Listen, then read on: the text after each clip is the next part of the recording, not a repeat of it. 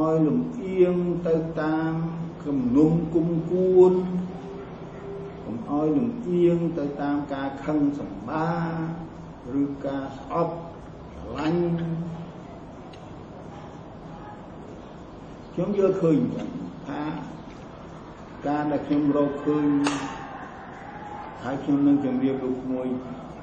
តទៅខាងក្រោយនេះវាមានសារៈសំខាន់ត្រង់ហ្នឹងវាអាចនាំឲ្យបើកផ្លូវទៅស្រាវជ្រាវឲ្យបានកាន់តែភ្លឺឡើងច្បាស់ឡើងជានិច្ចទៀតនេះទី1ឥឡូវនិយាយអំពីការចាប់ចងនោះវាជាប់នឹងការឃុំឃាំងដាក់គុកហើយជាប់នឹងការស្លាប់អីហ្នឹងហើយលើបញ្ហានេះខ្ញុំយល់ឃើញថាត្រូវបែងចែកការចាប់ចងដែលលោកសឡុតសដែលលោកប៉ុលពតបានរួមផ្ទាល់ជាមួយគណៈអចិន្ត្រៃយ៍សម្រាប់នឹងការចាប់ចងដែលកន្លែងផ្សេងគេបានធ្វើដោយខ្លួនគេនៅតាមភូមិភាគនៅតាមតំបន់របស់គេ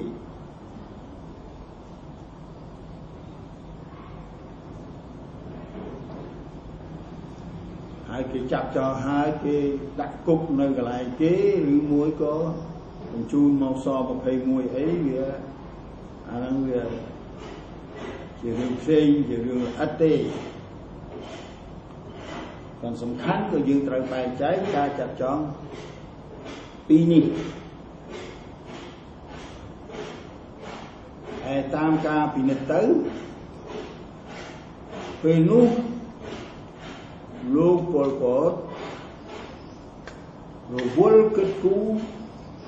ទី1សមរភូមិតទៅទៀតគឺសមរភូមិព្រំដែនខាងកើតដែលមានការវាយគ្នាជាមួយវៀតណាមប៉ុន្តែទី2ធំក៏បញ្ហាធ្វើទំនប់ទុកទឹកជីកប្រឡាយស្រោចស្រពស្រែដើម្បីដោះស្រាយស្បៀងឲ្យបានលឿនហើយឈានទៅទំនើបភាវពាណិជ្ជកម្មកសិកម្ម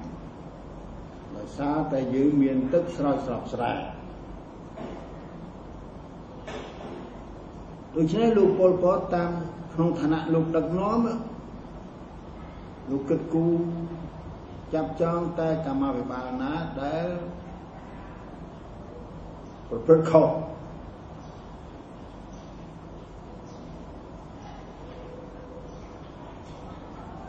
ដូចជាចំនួនតិចទេដោយប្រៀបធៀបនឹងការចាប់ចងទូទាំងប្រទេស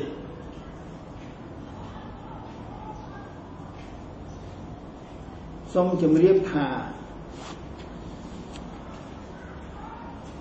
មានការចាប់ចង2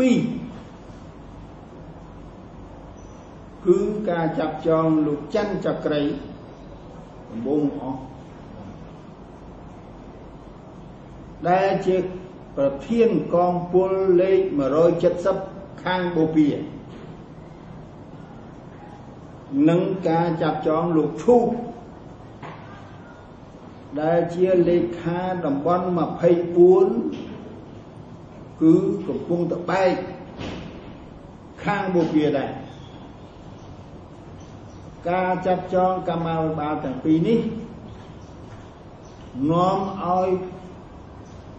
រៀលដាលទៅចាប់ចងកម្មាភិបាលដែលគេហៅថាជំនាន់សង្គ្រាម9ឆ្នាំរួមជាមួយវៀតមិញវាយបារាំង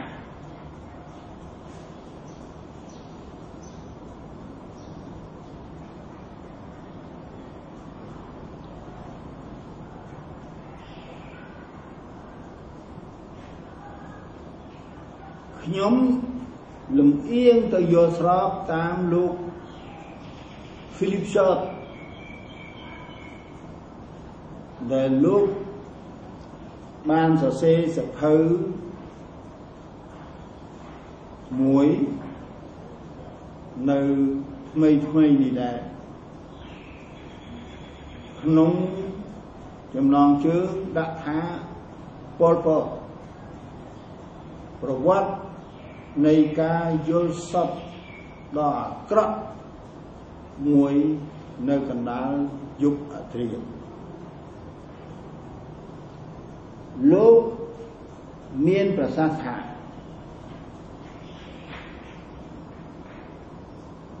លោកប៉ុលពតមិនមែនងងខ្លៅរហូតដល់ជឿលើឯកសារដែលបានមកពីការធ្វើទារុណកម្មនោះទេ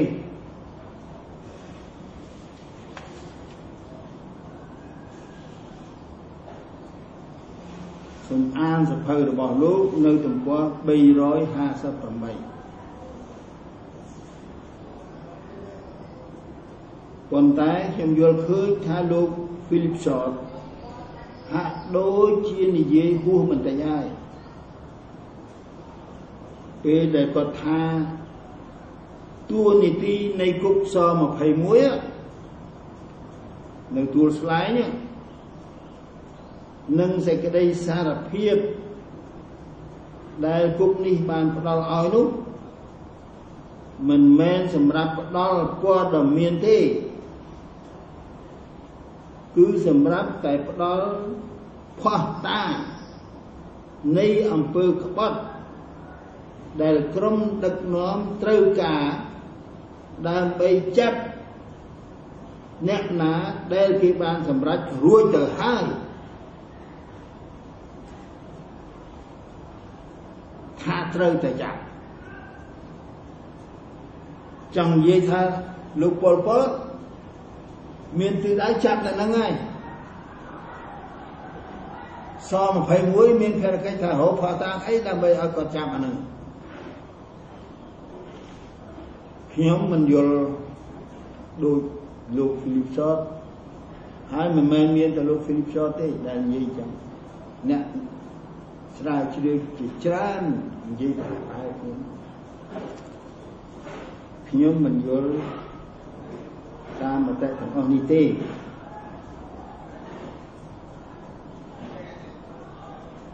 ពីព្រោះអ្វីពីព្រោះខ្ញុំធ្លាប់យល់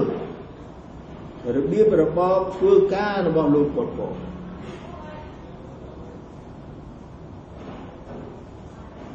លើបញ្ហាអ្វីក៏ដោយ